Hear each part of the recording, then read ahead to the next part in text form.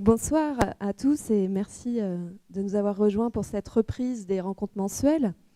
Et après nos différents événements autour du livre en octobre-novembre 2019, nous sommes vraiment ravis de vous retrouver pour ces rencontres et on remercie aussi Bonus de nous accueillir à nouveau.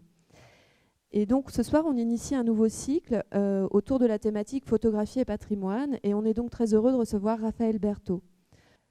Ce soir, nous aborderons plus particulièrement les liens entre photographie et patrimoine et nous verrons comment ces notions sont liées à la fois par leurs histoires et par leurs enjeux. Donc, photographe de formation, Raphaël Berthaud est historienne de la photographie, maîtresse de conférences en art et directrice du laboratoire Intrus à l'université de Tours.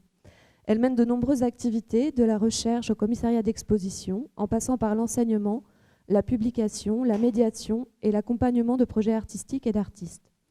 On peut citer entre autres la publication en 2013 de la mission photographique de la Datar, un laboratoire du paysage contemporain édité par la Documentation française. Puis avec Héloïse Conesa, elle est également auteure du livre et commissaire de l'exposition Paysage français, une aventure photographique 1984-2017. Exposition présentée à la BNF d'octobre 2017 à février 2018 et parue aux éditions de la BNF en 2017. Donc, ce sont les deux ouvrages qui sont sur la table et que vous pouvez consulter si vous le souhaitez. Raphaël Berthaud a participé à de nombreuses publications collectives. Elle est membre du comité éditorial de Culture Visuelle, un très riche carnet de recherche en ligne que je vous invite à consulter. Ses activités variées l'amènent à questionner les enjeux esthétiques, historiques, politiques et économiques de la photographie et plus généralement de l'image, depuis les fonds d'archives jusqu'à la création contemporaine. Et si nous lui avons adressé cette invitation ce soir, c'est pour son intérêt particulier pour la notion de patrimoine qu'elle aborde depuis une double entrée qui s'articule autour de la question des représentations du territoire contemporain ainsi que sur la patrimonialisation des fonds photographiques. Bonsoir, merci beaucoup pour cette invitation, cette présentation très complète. Et du coup, voilà, j'ai fait un exercice qui était un peu de répondre à la question qui m'était posée en décalant un petit peu le titre parce que les universitaires ne peuvent pas s'empêcher. En essayant de poser la question de savoir si faire patrimoine, c'était une question photographique, ou en tout cas dans quelle mesure la photographie avait contribué à l'histoire de la patrimonialisation des objets, des paysages, des bâtiments, et quel était ce regard photographique qui pouvait transformer finalement un objet en patrimoine. Je vous propose de naviguer à la fois dans le temps. Bonne historienne, je vais commencer par les débuts de la photographie et puis nous emmener vers le plus contemporain. Et puis voir aussi un peu quels sont les différents mouvements qui vont articuler cette question de la photographie et du patrimoine. Ces deux notions qui sont filles du 19e siècle. En tout cas, la photographie est inventée au 19e siècle. Et la notion de patrimoine, elle est élaborée au XIXe siècle dans la construction des États-nations. Donc il y a aussi une relation très forte originelle. La première question, c'est un peu la manière dont la photographie va se présenter comme humble servante du patrimoine. Bon, je détourne ici la fameuse citation de Baudelaire, la photographie comme le humble servant des sciences et des arts. Et là, je me dis, voilà, est-ce qu'elle est humble servante du patrimoine, c'est-à-dire comment elle va être sollicitée assez vite, très très vite, pour pouvoir faire cet inventaire du monde qui est un peu l'ambition, la passion d'inventaire. C'est ce qui marque le 19e siècle. On va pouvoir, avec la photographie, découvrir le monde, voir le monde. Et puis, on est aussi dans les grandes missions archéologiques à l'époque. Et la sollicitation de la photographie, elle part d'une construction culturelle en réalité, celle de la fidélité du rendu, du procédé, de sa transparence supposée au réel représenté. Autant le cinéma, au moment où il est présenté au public, va être présenté comme un outil de fiction assez rapidement, autant la photographie va être présentée par Arago, notamment dès 1839, comme un outil qui va permettre de donner un accès au réel. Et donc, on va travailler à la pensée de sa transparence. Ce que Daston et Galison, dans leur histoire de l'objectivité, parlent bien de cette idée que la photographie serait un outil objectif. Alors, peut-être pour se remettre un peu dans l'ambiance, je peux vous citer un extrait du discours de François Arago, 1839, où pour vanter les mérites de la photographie, il ne parle pas du tout du portrait, qui pourtant va être son utilisation très forte au XIXe siècle, mais lui, vraiment, pour convaincre de l'importance de cette technique, va parler du patrimoine archéologique. Je le cite, pour copier les millions et millions d'hiéroglyphes qui couvrent, même à l'extérieur, les grands monuments de Thèbes, de Memphis, de Karnak, etc., il faudrait des vingtaines d'années et des légions de dessinateurs. Avec le daguerréotype, un seul homme pourrait mener à bonne fin cet immense travail. Munissez l'Institut d'Égypte de 2 ou 3 appareils de M. Daguerre, et sur plusieurs grandes planches de l'ouvrage célèbre, fruit de notre immortelle expédition, de vastes étendues de hiéroglyphes réels iront remplacer des hiéroglyphes fictifs ou de pure convention. Le réel, le fictif. Et les dessins surpasseront partout en fidélité, alors les dessins c'est les photographies, en couleur locale, les œuvres des plus habiles peintres. Les images photographiques étant soumises dans leur formation aux règles de la géométrie permettront à l'aide d'un petit nombre de données de remonter aux dimensions exactes des parties les plus élevées, les plus inaccessibles des édifices. Donc on voit bien l'ambition qui se forme et qui, le souhait d'Arago va être, se réalise dès 1849 avec l'exposition de Maxime Ducamp sur les traces de Champollion, qui va publier le fameux album photographique Égypte, Nubie, Palestine et Syrie en 1852. Donc on voit ici. Alors on va commencer à voir un peu cette forme photographique qui va s'imposer avec ce monument qui va être pris de manière frontale, centrée et isolé du contexte. Le monument devient presque un objet dans ce regard photographique qui va s'imposer. On poursuit quelques années plus tard avec la Commission des monuments historiques, donc, qui a pour objet de dresser la liste du patrimoine français, de l'identifier, ce qui fait patrimoine pour l'histoire de la nation. Et vous n'êtes pas sans connaître, je pense, la fameuse mission héliographique, donc cette commande passée en 1851 à 4 photographes de la Société française de photographie et qui vont aller donc sur les sites que l'on leur indique, où de nouveau l'idée c'est que la photographie va permettre de faire un état des lieux et un relevé de ces monuments, mais aussi d'en marquer la trace. Et on retrouve de nouveau ces vues qui sont toujours à une distance qui va permettre d'avoir une vue d'ensemble du bâtiment et en même temps l'isoler de son contexte le plus souvent. Alors on est dans Anne de Monard, quand elle va travailler sur l'histoire de cette mission photo-héliographique, va parler de la création d'une vue d'architecture à l'intérieur de ce projet-là. Les normes de ce que l'on va appeler aujourd'hui la vue d'architecture vont commencer à se mettre en place aussi. On a ici, par exemple, Chenonceau, et puis quelques expérimentations aussi pour essayer de donner des vues un peu plus d'ensemble, ici de l'amphithéâtre d'Arles, ou des vues plus urbaines qui vont se mettre en place, mais on retrouve le bâtiment lui-même est toujours centré, même si on a une vue qui va donner aussi une idée peut-être un peu plus de l'espace d'inscription. Alors, dans cette idée d'une vue patrimoniale, une autre figure, et là je passe sur quelques grandes figures, assez difficiles à éviter, celle de Génadjé, avec tout le travail qu'il va mener sur Paris cette fois-ci. Génadjé, donc c'est un photographe qui s'installe à la fin du 19e à Paris et qui va commencer un travail à partir de 1897-1898, au moment où elle crée la commission du Vieux Paris. Donc de nouveau, on identifie le patrimoine parisien, architectural parisien.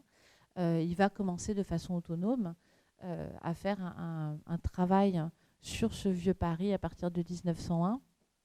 Et surtout entre 1906 et 1915, faire la topographie du Vieux Paris. Et donc tout ce travail va être de faire des vues de ces vitrines ici, ou de ces rues.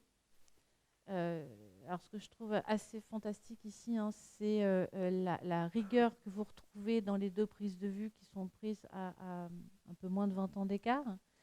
Donc on a une rigueur, une régularité, un systématisme de la prise de vue qui va s'installer et qui va marquer cet effet d'inventaire et cet effet de patrimoine aussi, hein, cet effet de collection et d'inventaire alors des rues, des bâtiments, des vitrines.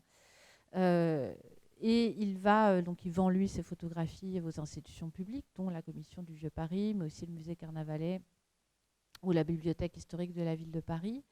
Tout ce qui est aussi intéressant, c'est qu'on voit bien que, alors même que quand on était en Égypte, ça nous semblait un peu moins étonnant, ou dans les vues patrimoniales, là on est dans un espace urbain et où on va faire disparaître les éléments, toute anecdote, toute présence humaine, hein. On va faire de ces lieux des lieux hors du temps.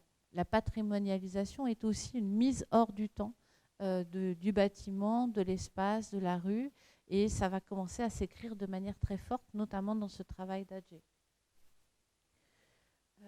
Alors, ce qui est intéressant, donc ça vous donne un peu, vraiment, on est au 19e, et c'est ces premiers liens entre photographie et patrimoine, avec cette double construction de la vue d'architecture et de la vue. Alors, est-ce qu'on peut parler de vue patrimoniale ? On va le voir. Et puis de cette idée du patrimoine aussi, qui va se tourner d'abord sur les missions archéologiques, puis sur les bâtiments historiques français, voire sur une ville en transformation qu'est Paris, avec le vieux Paris. Le deuxième moment, c'est un peu le passage de cette question de l'inventaire. Toutes les photographies que je vous ai présentées, si aujourd'hui elles sont considérées comme faisant partie de l'histoire de la photographie et patrimoniale, au 19e siècle, elles sont vraiment considérées comme des documents, hein. Alors je reviens un peu en arrière, mais ces images de la mission héliographique sont rendues à la Commission des monuments historiques. Les photographes à l'époque souhaitent en faire une exposition, valoriser leur travail, faire une édition. C'est un refus de la part de la Commission qui dit non, moi j'ai acheté des documents et ça va rentrer dans les fonds d'archives, voire être dispersé, hein, puisque c'est des outils de travail sur le patrimoine, mais elles sont considérées vraiment comme quelque chose d'opérationnel. Et c'est tout le travail notamment d'Anne de Montnard qui va, au début des années 2000, réidentifier les photos, aller dans tous les fonds, les ressortir de ces fonds opérationnels pour en faire un fonds spécifique et un fonds patrimonial. Donc c'est un travail, cette patrimonialisation de la photographie, c'est un mouvement qui arrive à la fin du XXe siècle. Au XIXe, c'est vraiment des outils d'identification et de documentation de l'état des lieux de ces bâtiments. Ma question, c'était un peu ça, en fait. C'est qu'est-ce qui fait que, justement, à cette époque-là, donc dans les années 2000, on revient là-dessus et que ces fonds qu'il y ait ce passage de documents à presque œuvre pour certains travaux, en tout cas. Et qu'est-ce qui participe à cette transformation de la façon dont on regarde ? Est-ce qu'il y a d'autres choses que le regard d'une personne extérieure, ou est-ce qu'il y a aussi un effet d'évolution des pratiques et je pense que c'est aussi ce que tu abordes par la suite, en fait. Mais on peut en parler tout de suite.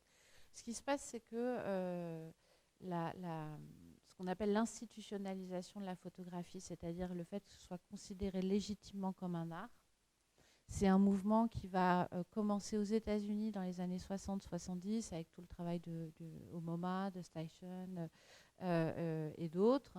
Alors c'est une revendication du milieu du monde de la photographie depuis le 19e. Mais sa reconnaissance par l'institution et son entrée dans le monde des beaux-arts de façon institutionnelle, c'est quelque chose qui arrive à la fin du XXe siècle. D'abord aux États-Unis dans les années 70 et ça arrive en Europe et notamment en France dans les années 80. En France, c'est très marqué, très spécifique, c'est l'arrivée des socialistes au pouvoir en 81, la politique de Jack Lang, où on va passer des beaux-arts aux arts plastiques et on va donner de la légitimité à des pratiques jusqu'ici non considérées comme légitimes artistiquement. Alors attention, ce n'est pas un jugement de valeur que je fais, c'est vraiment une vue institutionnelle, hein. Donc là, on parle de la BD, on parle du jazz et on parle de la photo. Ça fait partie notamment de ces pratiques qui vont avoir une reconnaissance institutionnelle avec la création de bourses pour l'ouverture aux photographes des bourses, par exemple, du Centre national des arts plastiques, l'acquisition d'œuvres photographiques par les fonds d'art contemporain. Enfin, voilà, c'est en ça que je parle vraiment d'un espace institutionnel. Et de cette reconnaissance va aussi s'accompagner d'un mouvement où on va se mettre à écrire l'histoire de la photographie. Alors les 150 ans de la photographie, un peu bizarrement, vont être valorisés et va y avoir des chercheurs qui vont se mettre à travailler sur cette histoire de la photographie, puisque l'histoire de la photographie n'est pas un fait en soi, c'est le produit d'une construction scientifique et qui va se faire avec notamment des figures comme Jean-François Chevrier, comme Michel Friseau qui va écrire cet énorme tome sur la nouvelle histoire de la photographie. Enfin voilà, on commence à l'écrire. Et donc dans ce mouvement-là, on va avoir un retour aux sources. Et dans ce retour aux sources, cette recherche de cette mission héliographique va faire partie de cette redécouverte de ce qui va se passer, ce qui s'est passé au 19e. Donc c'est un mouvement qui est international avec aux États-Unis Gerdsheim, voilà, des historiens à travers toute l'Europe qui vont se mettre à travailler beaucoup sur le 19e d'abord. Et puis aujourd'hui, on a de plus en plus d'historiens qui travaillent sur la période contemporaine ou la période des années 80, 90, 2000, comme moi par exemple, qui suis arrivée dans la seconde génération d'historiens.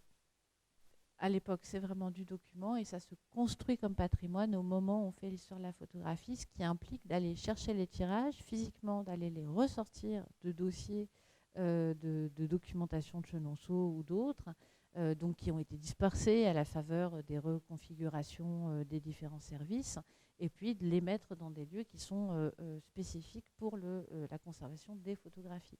Et c'est encore un travail en cours. Aujourd'hui, aux Archives nationales, si vous trouvez des photographies dans les boîtes que vous commandez, vous devez le signaler au service photographique pour qu'ils aillent extraire les images et les mettre dans les fonds. Donc, c'est vraiment quelque chose qui est encore à l'œuvre. Alors, pour passer à mon second mouvement, donc c'était un peu l'idée, c'est-à-dire que avant d'être institutionnalisé comme art et de rentrer dans l'espace des beaux-arts, il y a quand même une revendication d'une écriture photographique, une revendication d'auteur qui va se faire tout au long du XXe siècle. Et là, on va voir aussi comment ces images, ces mêmes images parfois vraiment, vont passer de l'espace de l'inventaire opérationnel du document à une revendication de ce fameux style documentaire qui a été très travaillé par Olivier Lugon notamment. Et donc cette idée qu'on va faire une œuvre d'art qui va adopter le style d'un document. Mais ce n'est pas un document, c'est une œuvre d'art. Suivez-moi bien. Vous m'arrêtez quand vous ne comprenez plus. Alors ça passe par qui ? Ça passe par Atget, en vérité, notamment. Mais c'est une figure facile parce que c'est vraiment une figure de passeur entre les deux périodes.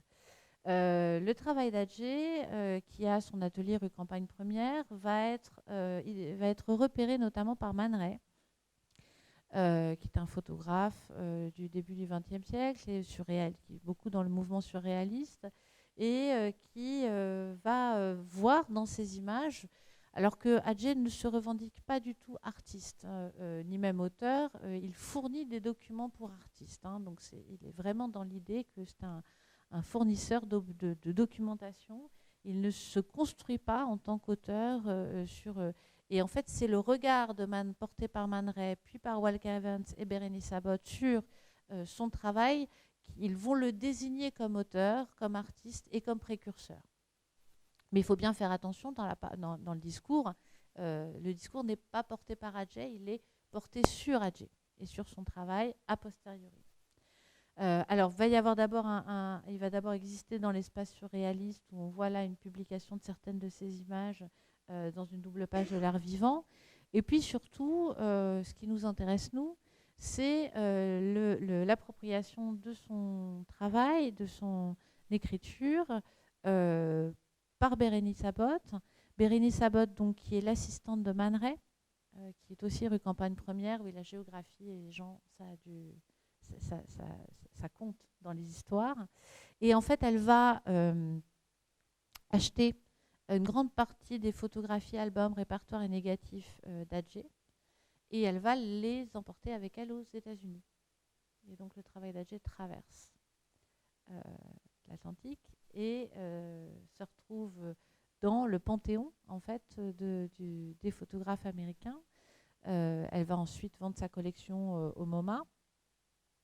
Donc pour incarner un peu ce moment-là, je vous montre cette publication donc à New York du travail d'Adjé avec un portrait d'Adjé réalisé par Bérénice Abbott en 1930.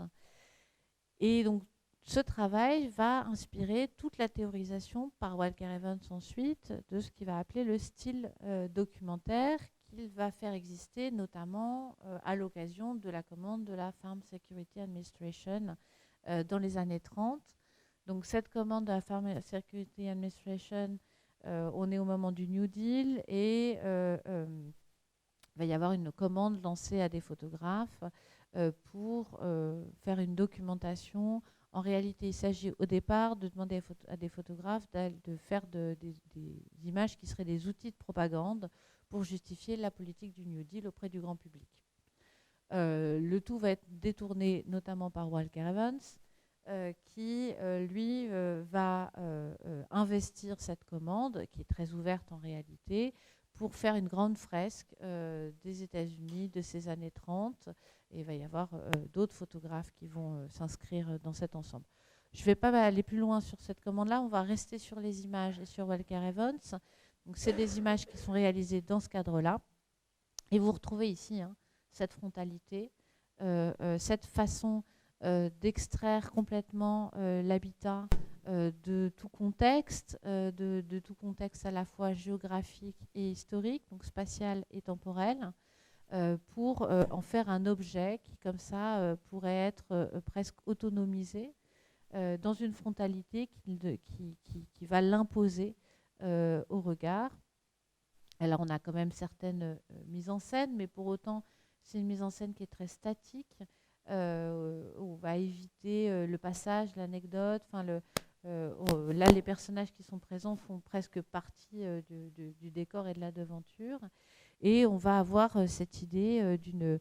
Alors, on va les critères formels de ce style documentaire, la clarté, la netteté absolue du rendu, des cadrages simplifiés, centraux, centrés, et puis une sérialité de ces objets-là. Pour autant, Walker Evans ne travaille pas, lui, dans l'idée de fournir une documentation. Il fait tout un travail en revendiquant l'idée que son travail, c'est une œuvre d'art et qu'il prend l'apparence du document. Et toute la difficulté, en fait, est de comprendre la manière dont ce systématisme, cette simplicité et ce retrait expressif vont être valorisés non plus comme dû à l'appareil et une espèce de transparence au réel de l'appareil, mais comme une forme de maîtrise absolue par l'auteur, par Walker Evans, de son outil qu'est la photographie. Donc là, en fait, on renverse les choses et on dit non, ce n'est pas l'appareil qui donne ce rendu-là, c'est bien la maîtrise que l'on a de cette technique et de ce médium qui permet de vous faire croire à l'absence de l'auteur. Donc c'est un geste fort un geste d'affirmation que d'arriver à montrer que l'on est capable de s'abstraire. Donc c'est tout un renversement assez fort théorisé par Walker Evans qui va faire rentrer cette iconographie dans l'espace de l'œuvre d'art. Alors, Bérénice Abbott, elle va vraiment jouer sur les deux tableaux dans son projet qui s'appelle Changing New York, qu'elle va commencer en 1935, qui, entre 1935 et 1939, très très influencé par le travail qu'a fait Adjé sur Paris et sur le Vieux Paris, où il a fait des milliers de photos pour documenter le Vieux Paris. Son idée est de faire un travail similaire sur New York. Donc on voit ici à la fois la connivence avec les images de Walker Evans dans ces devantures et cette distance, alors avec quand même un léger décalé ici, et puis l'arrivée de deux personnages. Mais elle va Changing New York, ce qui est très intéressant, c'est qu'elle va pour la première fois revendiquer les deux tableaux, c'est-à-dire dire qu'elle fait à la fois une vaste documentation sur la ville, elle travaille avec des chercheurs, et l'idée c'est de fournir une documentation sur le New York qui soit similaire à celle qu'a la commission du Vieux Paris, par exemple sur Paris, et en même temps revendiquer la dimension artistique de ces images. Donc là, les images ne sont plus soit documents qui sont reconnus comme œuvres d'art a posteriori, ou œuvres d'art qui prennent l'apparence d'un document. Elles sont à la fois œuvres et documents, dans le même temps. Là, on a une ligne qui va commencer à devenir un peu compliquée. Alors, formellement, ces images, New York, c'est pas Paris, surtout au niveau de la hauteur des bâtiments à l'époque. Donc, va y avoir toute une problématique de reproduire des images d'Adger à New York. Va y avoir une question de la distance. Et puis, quand on veut retrouver cette grande netteté, reprendre ces objets, ces bâtiments comme objets, il faut, voilà, les bâtiments sont des gratte-ciel, donc avec une très grande distance, et une critique qui va se venir assez vite sur le travail de Bérénice Abbott en disant mais en fait il y a beaucoup trop d'informations dans chacune de ces images, et donc ça ne peut pas servir de document. Alors sur le moment, effectivement, je vous dis, c'est reconnu aujourd'hui comme une œuvre d'art, mais la diffusion ne va pas être exactement celle-là, puisque dans la publication qu'ils veulent faire, qu'ils font, Changing New York, les images vont être rapportées à une sorte de guide touristique de la ville de New York. Les images vont être complètement changées. Enfin voilà, il va y avoir une critique ça va être compliqué pour elle de le valoriser en tant qu'œuvre d'art. Donc elle est critiquée en tant qu'outil de documentation. C'est compliqué de le valoriser en tant qu'œuvre d'art à la fin des années 30. Et ça va être vu comme une espèce de vue de New York qui vont servir une sorte de guide touristique un peu particulier. Bon.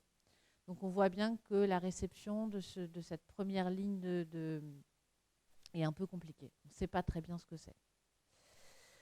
Alors, pour continuer sur cette entrée du document, de la sérialité, de ce style dans l'espace des beaux-arts, on va se décaler un petit peu pour aller non sortir du monde vraiment de la photographie ou d'auteurs photographes qui se revendiquent comme tels, pour voir comment cette même forme va être investie dans les années 60 notamment par des artistes comme Ed Ruscha, qui eux sont des artistes qui se revendiquent comme artistes conceptuels, peintres, et qui donc disent qu'ils utilisent la photographie sans être nécessairement photographes. Et donc là, je vous montre un des travaux iconiques d'Ed Ruscha, qui s'appelle 26 Gasoline Station, qui est une manière de parler d'une standardisation de l'espace américain, et qui va jouer, vous le voyez bien, de nouveau sur cette centralité, cette décontextualisation spatiale et temporelle de ces objets, mais alors en décalant le propos, puisque bon, jusqu'ici, on était sur des objets qui avaient ce qui était photographié était au moins reconnu comme patrimoine en tant que tel. Et là, en fait, ce qui est photographié, ce sont des stations-service.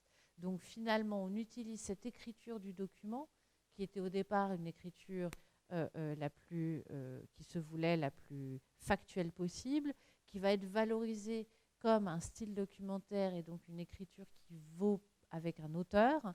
On va l'utiliser pour tourner le regard vers des objets qui, eux, ne sont pas patrimoniaux. Et donc, on voit bien comment le regard photographique, le style documentaire, va venir influencer, va être un outil de forme de légitimation de l'objet photographié. La station-service devient un objet d'intérêt parce qu'elle est photographiée comme on photographie un château. Vous voyez ? Pour le faire un petit peu rapidement. En tout cas, on se pose la question de ce statut, et cette manière de le valoriser va en décaler la perception. En tout cas, c'est le but qui est celui d'Ed Ruscha, et encore plus explicitement celui des Becher, puisque dans leur travail anonyme Skulpturen, qui est présenté en 70 à la Biennale de Venise. Et c'est intéressant parce qu'ils ils obtiennent un prix à la Biennale de Venise, mais ce n'est pas le prix de la photographie, il n'existe pas d'ailleurs, je pense, c'est le prix de la sculpture. Hein, donc alors eux, ils revendiquent vraiment au départ de leur travail le fait que ce sont des artistes conceptuels qui vont faire de la sculpture avec de la photographie. Donc que leur regard transforme l'objet photographie en une sculpture. Et il y a aussi un objet politique. On est sur l'espace de la Roure, un espace industriel, enfin en début de désindustrialisation.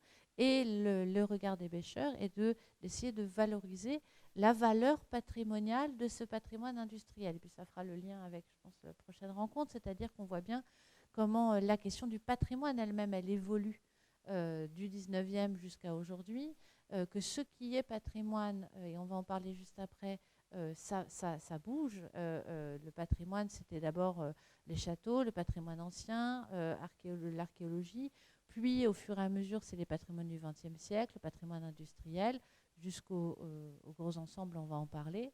Et donc ce travail des pêcheurs, c'est l'utilisation de cette vue frontale, de cette décontextualisation spatiale temporelle, alors accentuée en plus avec vraiment l'absence d'arrière-plan.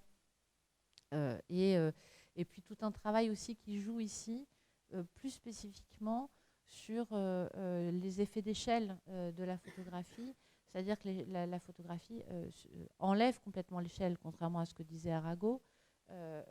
Donc va faire de ces structures, des sculptures, voire des objets qu'ils vont agencer comme ça de façon sérielle. Donc on retrouve l'extrême frontalité, la netteté et la sérialité qui est le propre de l'inventaire et qui va permettre de le décaler en patrimoine. Tu as une question ? Oui, j'avais une question sur est-ce que le fait qu'il photographie justement avec toutes ces intentions plastiques très fortes que tu viens de citer, ça participe au fait que nous, on reconnaisse ça comme du patrimoine, comme un monument. Est-ce si finalement ça avait été photographié d'une manière complètement différente, on aurait pu dire c'est un patrimoine, c'est un monument. Est-ce que... Je ne sais pas si ma question est claire en fait. Est-ce que c'est la façon dont c'est photographié, regardé, qui nous fait, nous, dire cela devient patrimoine. Et si ça n'avait pas été le cas, si ça n'avait pas été photographié, pas regardé de cette façon-là, on ne l'aurait pas vu comme ça. C'est mon hypothèse. En tout cas, c'est ça. Alors, la photographie, elle fonctionne jamais seule. Ça, elle fonctionne toujours dans un contexte, dans un discours qui l'accompagne. Évidemment, les pêcheurs seuls, tout seuls avec leurs photos, ne peuvent pas faire reconnaître la valeur patrimoniale du patrimoine industriel de la Roue. Mais dans un contexte qui essaie de faire émerger l'idée qu'il y aurait un patrimoine industriel du XXe siècle que l'on est en train d'abandonner pour d'autres technologies ou de délocaliser ou pour des raisons diverses et variées, mais qu'il y a là une histoire et une historicité qu'il faut conserver aussi, dont il faut conserver la mémoire, c'est le principe du patrimoine, elle est en train d'émerger. Et donc eux, ils le redoublent ou ils accentuent ou ils accompagnent ce propos-là, ce contexte-là, par ce travail photographique où ils se saisissent de toute la forme et de toute la puissance de la forme du document et de l'inventaire et de cette écriture-là, qui à la fois, vous le voyez, a une histoire à la fois sur la question de l'inventaire du patrimoine, mais aussi dans l'espace des beaux-arts et de l'art conceptuel. Et ils en font une synthèse très puissante, parce qu'elle est encore extrêmement puissante aujourd'hui, pour nous proposer. Alors, la synthèse, on le voit, elle se fait non seulement dans l'image, mais dans l'agencement des images et dans la mise en sérialité. Hein, ce sont jamais des images seules, ce sont toujours des images qui s'agencent sur des séries, des ensembles plus ou moins larges, qui viennent aussi presque insister, redoubler le point, et puis redonner de la force et de la présence à ces structures industrielles. Alors la question de leur format sculpture, finalement, est très forte aux années 70, va être moins revendiquée par les pêcheurs par la suite. avec l'avènement et la reconnaissance de la photographie comme art, finalement, ils vont pouvoir s'installer dans l'espace du monde de la photographie. Et on va voir aussi comment cette écriture va irriguer la photographie contemporaine à travers une école, l'école de Düsseldorf, où ils sont enseignants et où ils vont former vraiment ce qu'on appelle une école, c'est-à-dire des élèves qui vont travailler sur cette même idée de cette grande frontalité, cette sérialité et cette grande netteté. On va dire c'est un peu la trilogie. Alors, pour vous donner une idée, dans leurs élèves les plus connus, Thomas Strauss, là, c'est des travaux de ses tout débuts. Donc, il décale le sujet. On n'est plus sur l'architecture industrielle, on est sur l'urbanisme, mais on va retrouver cette puissance du point de vue qui vient cadrer. Et on voit bien là, hein, on commence à sentir comment on n'est pas du tout dans un point de vue transparent au réel. On est dans une très puissante construction du regard. Ce qui nous semble glisser, finalement, c'est extrêmement compliqué sur plusieurs lieux à plusieurs moments de retrouver une telle rigueur dans la lumière, dans la composition. Enfin, il y a un regard qui vient forcer ici le réel, qui vient le cadrer très fortement, qui vient l'encadrer littéralement, pour retrouver toujours ce même point de fuite, ces mêmes lignes, ce même espace au premier plan. Donc là, on voit bien hein, comment est-ce qu'on est rentré dans une écriture très puissante qui vient imprimer sa marque sur ce réel. Et cette image, par exemple, d'Andreas Gursky, un autre de leurs élèves très connu, voilà, vient ici découper la gare Montparnasse. Bon, c'est une gare que je pense que beaucoup d'entre vous ont fréquentée, on ne l'a jamais vue comme ça.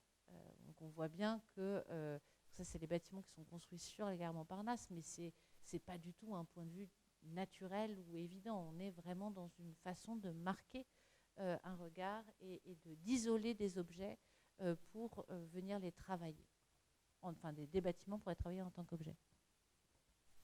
Alors là, en fait, ce qui se passe avec Andreas Gursky, c'est que finalement, la sérialité, il va l'absorber dans l'image elle-même. La façon dont Gursky va absorber la sérialité des Becher, c'est qu'il va la déployer à l'intérieur de ces images. Alors, j'en ai mis qu'une, mais si on regarde, en fait, ces images sont une forme de sérialité dans l'image elle-même, à chaque fois dans la composition. C'est un déploiement du même à l'intérieur de l'image. Oui, c'est ça, mais c'est surtout que la série, c'est-à-dire la reproduction du même, et non pas, parce que le panoramique n'induit pas la reproduction du même. Mais ce qu'il fait, lui, c'est que dans ses montages, il travaille dans chacune de ses compositions à ce que ce soit le déploiement d'une forme qui va se reproduire avec un sentiment presque à l'infini dans ces images. Donc c'est la façon dont il absorbe la question de la sérialité. Mais sinon, oui, la sérialité, ce qui est intéressant, c'est qu'au départ, elle est là du fait de la technique de l'inventaire. L'inventaire, c'est une forme de sérialité. Et en fait, ça va se déplacer pour devenir une démonstration de la puissance de l'auteur. Et enfin, ça va se déplacer aussi, vous l'avez bien dit, pour affirmer la légitimité d'objets qui sont vernaculaires et délégitimés. On va le voir dans les exemples peut-être qui suivent. Le dernier exemple est parfait pour ça. Alors, je vous proposais deux passages et puis un clin d'œil sur cette question du regard documentaire à l'œuvre. De lieux où on a vraiment on va reprendre un peu cette ligne de crête que trace déjà Bérénice Abbott dans les années 30 sur des images qui seraient entre la question de ce document, de ce style documentaire et puis de ce travail à patrimonialiser l'objet du regard à travers cette technique-là, donc une double patrimonialisation. Le premier exemple que je voulais vous proposer, c'est l'inventaire général du patrimoine. Alors, l'inventaire général du patrimoine, il faut que je vous en fasse un tout petit historique.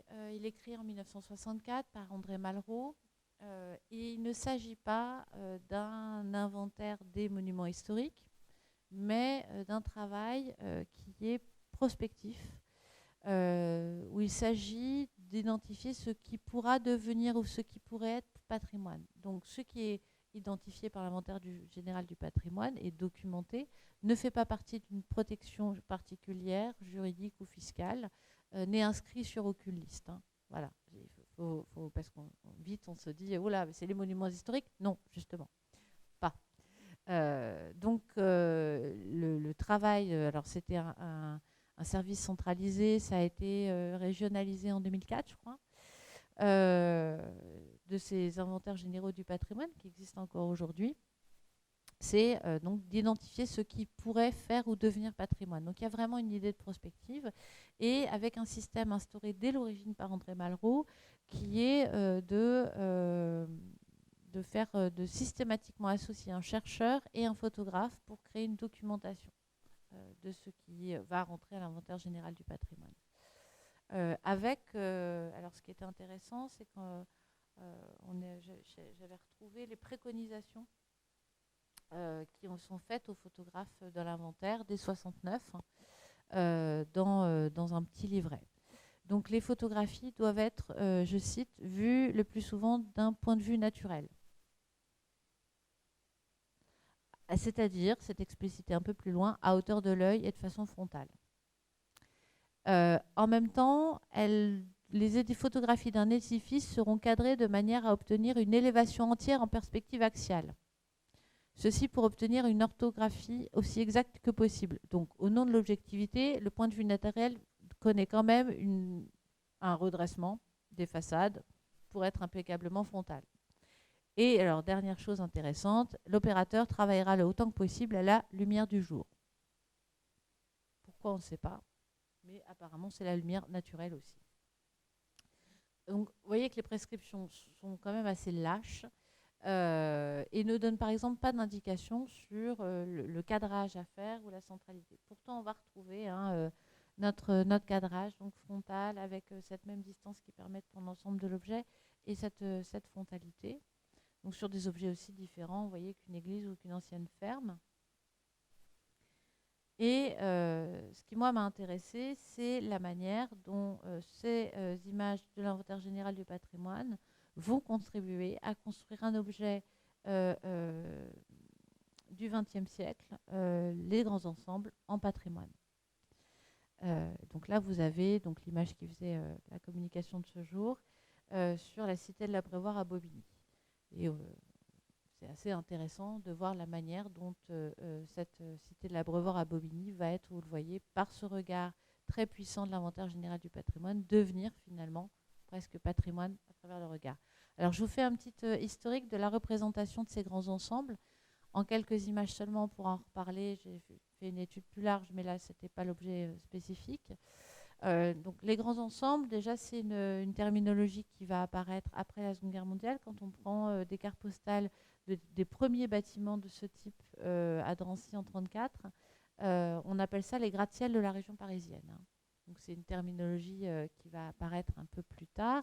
Et elle apparaît donc avec tout le travail d'après-guerre, notamment de la reconstruction, qui va faire apparaître ces grands ensembles. Et ici vous avez le grand ensemble de Sarcelles, un des plus connus, où on a une iconographie récurrente avec des vues obliques ou aériennes qui font apparaître le plan masse, donc la dimension extrêmement imposante de ces bâtiments, des vues au sol qui font de nouveau valoir les grandes distances et la puissance du geste architectural, hein, puisque c'est l'objet, et des vues aussi, ici c'est on n'est que à Sarcelles et sur le fond du mystère de la reconstruction, qui font apparaître ces espaces comme des lieux de vie, privilégiant la vue des jeunes enfants et des familles. Hein. On construit une France nouvelle, c'est l'habitat moderne, c'est le renouveau, enfin on va vers le futur, donc on a des familles, des enfants, et donc il fait bon vivre, vous voyez. Donc cette vision idyllique va être légèrement endommagée dans les années 80, notamment avec une iconographie donc de nouveau d'un fonds institutionnel, l'Adreia, qui ici va venir appuyer la naissance de ce qu'on va appeler la politique de la ville, et cette idée que les grands ensembles correspondent à tous les maux de la ville, voire de la société. Donc on retrouve cette puissance du bâtiment avec la perspective, mais on est loin d'avoir les familles et les jeunes enfants au pied des tours, mais plutôt des voitures abîmées, ou si les enfants sont là, c'est à côté des voitures brûlées. Donc on est aussi sur le début des émeutes, et on va littéralement faire s'écrouler le monument avec le début des implosions. Ici, celui de la cité des 4000 à la Courneuve en 86, où vous avez la séquence de photos prises par les photographes de la DREIA. Le projet d'avenir, sa destruction dans les années 80, et le troisième mouvement de cette histoire des grands ensembles, elle apparaît au début des années 2000. Alors de nouveau, on a un travail des historiens à la fin des années 90 qui vont commencer à faire l'histoire des grands ensembles, et on va voir apparaître au début des années 2000 un travail de patrimonialisation. Et vous voyez d'un coup, fini les perspectives, fini les espaces de vie, on a nettoyé, il n'y a personne au sol, donc on extrait de nouveau de l'espace spatial, temporel, et on patrimonialise ces objets dont on ne fait plus valoir la grandeur ou le côté spectaculaire, mais que l'on rentre bien comme un objet dans le point de vue. Alors en plus avec un fond bleu qui va être un problème politique majeur, je ne rigole pas, il y a vraiment eu un vrai problème politique sur ces fonds bleus, puisque c'est le tout début, 2003, c'est le tout début du numérique et de la couleur à l'inventaire général du patrimoine. Et jusqu'ici, quand ils faisaient des photos d'hiver ou d'été, le ciel était blanc. Et là, ils se retrouvent avec l'idée de qu'est-ce qu'on fait de ce ciel, on fait un ciel bleu. Et quand ils sortent un petit livre avec cette photo-là, notamment sur l'inventaire qu'ils ont fait des grands ensembles en Île-de-France, le préfet, notamment du 93, qui lui a pour mission de faire imploser un certain nombre de ces grands ensembles à cause de la politique de l'ANRU, va refuser de venir à la présentation du livre en disant que ces ciels bleus sont là pour valoriser ce que lui, il est censé détruire. Et donc, du coup, il y a un vrai problème politique sur le ciel bleu. Et en plus, vous avez les mêmes ciels bleus sur beaucoup de fonds parce qu'ils avaient mis le même ciel, en fait. C'est la période bleue de l'inventaire. C'est pas longue, mais... Alors, pour regarder un petit peu, vous voyez aussi comment on va retrouver, et là, on a vraiment... si on a un peu Gursky dans les yeux, un petit peu ce qu'on a pu voir jusqu'ici, on voit comment on les a reposés. Alors ce que je trouve intéressant, c'est, vous voyez, quand on fait la différentielle entre une image, on est au même endroit, à Massy-Antony, on est en 69 à droite, donc vous voyez que ça c'est l'image faite par le fonds du MRU. Au moment où on vous propose un lieu de vie, on a des commerces, on a des gens, et finalement cette grande tour au fond, elle vient habiter la perspective, mais sans plus. Et quand on va à gauche, alors je ne vous ai pas respecté l'ordre temporel, je suis désolée, sur les images faites au début des années 2000, bien vous avez le monument qui s'impose. Vous n'avez plus le lieu de vie, vous n'aviez plus les commerces, vous n'avez plus personne en bas. Là, on voit vraiment comment photographiquement le regard se décale complètement. Et on retrouve aussi la vue aérienne, parce qu'on a toujours les deux, avec la commande faite passée à Alex McLean au moment de la parution de ce livre en 2011, Les grands ensembles, une architecture du XXe siècle, qui est un point de repère sur le moment où on revendique officiellement la patrimonialisation de ces grands ensembles. Alors, ce qui est intéressant, c'est qu'on va avoir cette histoire-là, elle va être saisie aussi du point de vue des artistes. Évidemment, je vais citer le travail de Mathieu Pernaut ici. Et ce qui est intéressant dans le travail de Mathieu Pernaut, c'est qu'il saisit vraiment l'histoire dans son ensemble. Donc, il reprend ces cartes postales pour nous parler de la période où les grands ensembles étaient signe de promesse, signe d'une nouvelle façon de vivre. On était fiers, on s'indique, nous, on est là. On indique sur la carte postale, et donc la carte postale, c'est aussi un outil de valorisation. sur des vues aussi, vous voyez, qui sont des vues où on peut circuler, où on a un espace de vie qui s'impose, qu'il articule avec des vues contemporaines où il reprend le point de vue patrimonial, mais il l'écroule. Il fait des implosions en inversant évidemment le jeu temporel entre le noir et blanc et la couleur. Et il va dans une forme de critique sur cette patrimonialisation qui fait que, certes, on reconnaît la valeur des bâtiments, mais il manque quand même quelque chose.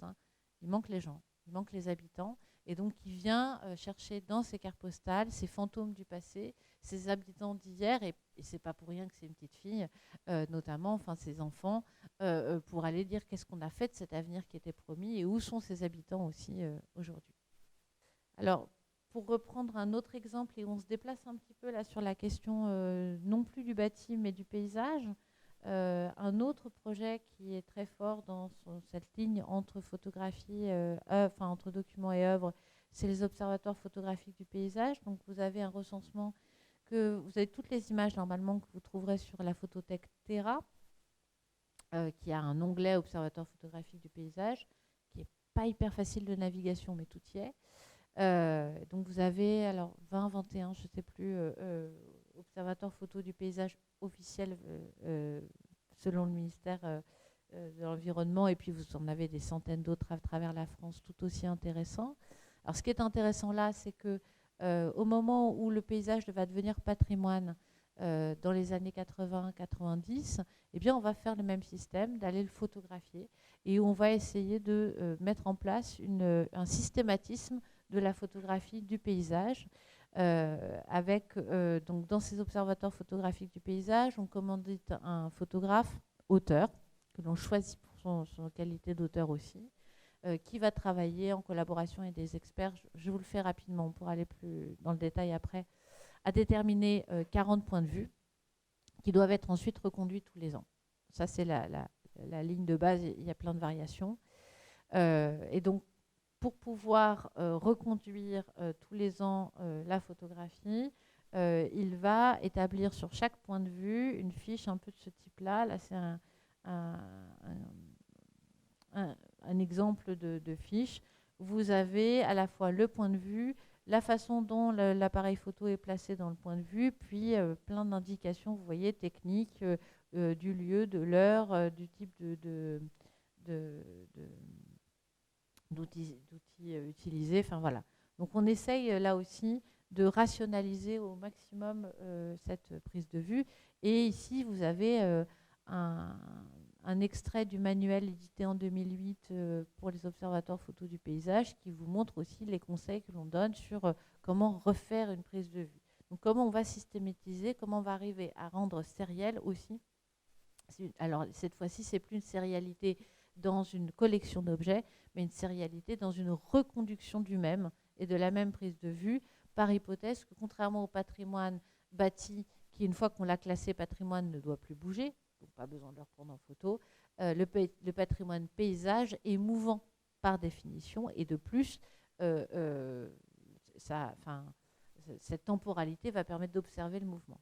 Alors il y a un photographe qui est à chaque fois vous avez un observatoire photographique du paysage qui se monte. Ça va être commandité par un parc naturel régional, un CAE, une ville. Il va y avoir un photographe qui est commandité pour... Alors, je vous donne la ligne, théorique, mais après, vous avez beaucoup de variations.